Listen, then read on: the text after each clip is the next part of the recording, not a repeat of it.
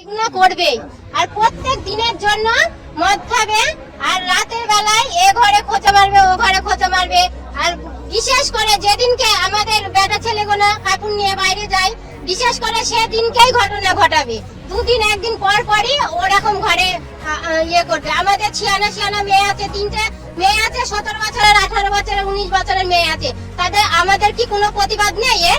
আমরা এর শাস্তি চাই। দীর্ঘদিন ধরে 4 বছর থেকে এমন জ্বালাচ্ছে আমাদের, কিন্তু আমরা এর পরবর্তী 2-3 বার অভিযোগ জানিয়েছি, কিন্তু পাড়াতেও মিটিং করেছি, এতে কোনো কাজ হয়নি। থানা পুলিশ করে কোনো কাজ হচ্ছে না। মানে ওরা হচ্ছে এখন ওরা সবসময় বলে আমাদের থানা পুলিশ কিনা আছে, তোরা কি করবি এতে? হ্যাঁ, আমরা তো আতঙ্কায় থাকি, রাতে ঘুম হয় না, সেই এটা তো আতঙ্কায় থাকি। আমরা এর প্রতিবাদ চাই।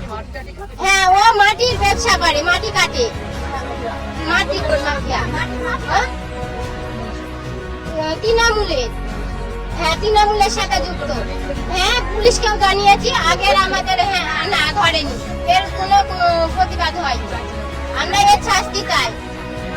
আমার শেফালি সরকার, এই জায়গার নাম গরমচাপুর, আর প্রদীপ সরকার। আমাদের অভিযোগ, এখানে আমরা বাস করি দীর্ঘ 2 বছর ধরে। প্রদীপ সরকার ঠিক সন্দেশখালীর মতো শাহজাহান যে ঘটনা ঘটিয়েছে ঠিক ওইভাবে ঘটনা চালিয়ে যাচ্ছে দিনের পর দিন। এতে আমরা গ্রাম পঞ্চায়েত নিয়ে বিচার ব্যবস্থা করেছি, থানায় গিয়েছি, ডায়েরি দিয়েছি, ওতে কোনো কাজ হয়নি। পুলিশ প্রশাসন কোনো ব্যবস্থা নেয় না। আর এরা বলে হুমকি দেয় যে আমাদের টাকা পয়সা আছে, থানা কিনা আছে।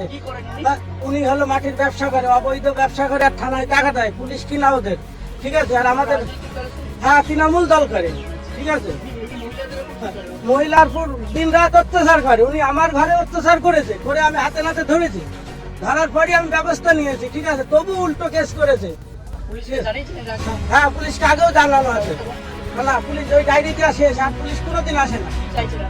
আমরা চাইছি প্রদীপ সরকারের উপযুক্ত, স্বপন সরকার, প্রদীপ সরকার, এদের উপযুক্ত সাজা হোক, এদের বাড়ির মেয়েদেরও সাজা হওয়া উচিত।